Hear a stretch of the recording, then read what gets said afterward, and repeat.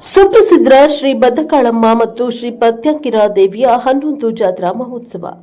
ಹೊಸಕೋಟೆ ತಾಲೂಕಿನ ಕಾಳಪ್ಪನಹಳ್ಳಿಯ ಪ್ರಸಿದ್ಧ ಶ್ರೀ ಭದ್ರಕಾಳಿ ಶಕ್ತಿಪೀಠದಲ್ಲಿ 2 ದಿನಗಳ ಕಾಲ 11ನೇ ವರ್ಷದ ಜಾತ್ರಾ ಮಹೋತ್ಸವ ನಡೆಯಲಿದೆ. ದಿನಾಂಕ 18-12-2025 ಗುರುವಾರ ಪ್ರಾರಂಭವಾಗಿ ದಿನಾಂಕ 19-12-2025 ಅಮಾವಾಸ್ಯ ಶುಕ್ರವಾರ 11ನೇ ವರ್ಷದ ಜಾತ್ರಾ ಮಹೋತ್ಸವ ನಡೆಯಲಿದೆ. ದೇವಾಲಯದ ಪ್ರಧಾನ ಅರ್ಚಕರಾದ ನಾಗರಾಜ ಶಾಸ್ತ್ರಿಗಳು ಮಾತನಾಡಿ, ಪ್ರತಿ ವರ್ಷ ಜಾತ್ರಾ ಮಹೋತ್ಸವ ನಡೆಸಿಕೊಂಡು ಬರ್ತಾ ಇದ್ದು 5 ವರ್ಷಗಳ ಕಾಲ ಆನೆ ಮೇಲೆ ಅಂಬಾರಿ ಉತ್ಸವ ನಡೆಸಿಕೊಂಡು ಬರುತ್ತಿದ್ದು, ಈ ಬಾರಿ ರಥೋತ್ಸವದ ಮೂಲಕ ದೇವಿಯ ಮೆರವಣಿಗೆ ಗ್ರಾಮದಲ್ಲಿ ನಡೆಯಲಿದೆ.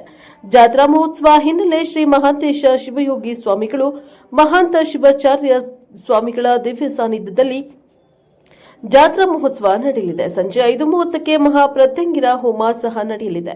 2 ದಿನಗಳ ದೊಡ್ಡ ಮಟ್ಟದ ಜಾತ್ರಾ ಮಹೋತ್ಸವದ ಹಿನ್ನೆಲೆ ಅನ್ನದಾಸೋಹ ಸಹ ನಡೆಯಲಿದೆ. ಭಕ್ತರು ಹೆಚ್ಚಿನ ಸಂಖ್ಯೆಯಲ್ಲಿ ಆಗಮಿಸಿ ದೇವಿಯ ಕೃಪೆಗೆ ಪಾತ್ರರಾಗಿ ಎಂದು ತಿಳಿಸಿದ್ದಾರೆ. ಬ್ಯೂರೋ ರಿಪೋರ್ಟ್, ತಾವರೆಕೆರೆ ತೇಜಸ್, ಪ್ರಶಾ ಪವರ್ ನ್ಯೂಸ್, ಹೊಸಕೋಟೆ. ನಮಸ್ಕಾರ.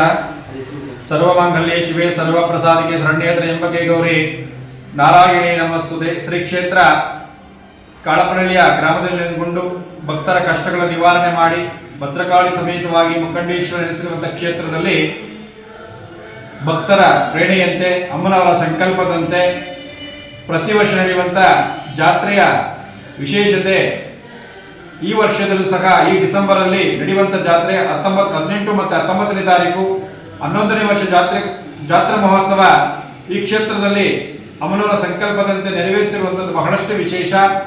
ಹಾಗಾಗಿ ಈ ಜಾತ್ರೆ ಅಂತಂದ್ರೆ ಅಮ್ಮನವರಿಗೆ ಬಹಳಷ್ಟು ವಿಶೇಷವಾದ ಒಂದು ದಿನ. ಆ ಜಾತ್ರೆಗೆ ಮಾಡುವಂತ ಕಾರ್ಯಕ್ರಮಗಳು, ಅಮ್ಮನ ವಿಶೇಷವಾದ ಅಲಂಕಾರ ಮಾಡುವಂಥದ್ದು, ದೇವಾಲಯನ ವಿಶೇಷವಾಗಿ ಅಲಂಕಾರವನ್ನು ಮಾಡಿ ತಮಟೆ ವಾದ್ಯಗಳು, ಮಂಗಳ ವಾದ್ಯಗಳಿಂದ ಅಮ್ಮನವನ್ನು ತೃಪ್ತಿಪಡಿಸುವಂಥದ್ದು ಈ ಜಾತ್ರೆದ ಒಂದು ವಿಶೇಷತೆ ಅಂತ ನಾವು ಹೇಳ್ಬೋದು. ಮತ್ತೆ 18ನೇ ತಾರೀಕು ಪ್ರಾರಂಭ ಆಗ್ತದೆ, 19ನೇ ತಾರೀಕು ಪ್ರಾರಂಭ ಆಗ್ತದೆ. 2 ದಿನ ಕಾಲ ಸತತವಾಗಿ ಬೆಳಗ್ಗೆಯಿಂದ ಶುಕ್ರವಾರ ಸಂಜೆಯವರೆಗೂ ಸತತ ಕಾಲ ಅನ್ನದಾಸೋಹ ಸಹ ಈ ಕ್ಷೇತ್ರದಲ್ಲಿ ಏರ್ಪಡಿಸಿರುವಂಥದ್ದು ವಿಶೇಷ. 2 ದಿನ ಕಾಲ ವಿಶೇಷವಾಗಿ ಜಾತ್ರಾ ಕಾರ್ಯಕ್ರಮಗಳನ್ನು ಈ ಕ್ಷೇತ್ರದಲ್ಲಿ ಏರ್ಪಡಿಸಿರುವಂಥದ್ದು ಬಹಳಷ್ಟು ವಿಶೇಷ. ಹಾಗಾಗಿ 19ನೇ ತಾರೀಕು ಅಂದ್ರೆ ಅಮಾವಾಸ್ಯೆ ದಿವಸ, 19ನೇ ತಾರೀಕು ಅಮಾವಾಸ್ಯೆ, ಎಳ್ಳಮಾವಾಸ್ಯೆ, ವಿಶೇಷವಾದ ಒಂದು ದಿನ ಅವತ್ತು. ಆ ಎಳ್ಳಮಾವಾಸ್ಯೆಗೆ ಬಂದು ಆ ಜಾತ್ರಾ ಮಹೋತ್ಸವದಲ್ಲಿ ಭಾಗವಹಿಸಿ ಅಮ್ಮನವರಲ್ಲಿ ಸಂಕಲ್ಪ ಮಾಡಿದಾಗ ನಿಮ್ಮ ಎಲ್ಲ ಸಮಸ್ಯೆಗಳು ಪರಿಹಾರ ಆಗುವಂಥದ್ದು ವಿಶೇಷ. ನೋಡಿ, ಅವತ್ತು ವಿಶೇಷವಾದ ಅಮಾವಾಸ್ಯೆ ಮತ್ತೆ ಅಮ್ಮನವರ ಒಂದು ಹುಟ್ಟಿದ ಹಬ್ಬ ಅಂತ ಹೇಳ್ಬೋದು. ಅವತ್ತಿನ ದಿವಸ ಬಂದು ಅಮ್ಮನವರ ಕೃಪೆಗೆ ಪಾತ್ರರಾಗಿ ಬಂದು ಇಲ್ಲಿ ಅಮ್ಮನವರಿಗೆ ಸಂಕಲ್ಪವನ್ನು ಮಾಡಿ ಅಮ್ಮನ ಒಂದು ಆಶೀರ್ವಾದ ಪಡೆದಾಗ ನಿಮ್ಮ ಜೀವನದಲ್ಲಿ ಆಗುವಂತ ಸಮಸ್ಯೆಗಳು ಆದಷ್ಟು ಬೇಗ ಪರಿಹಾರ ಆಗ್ತದೆ.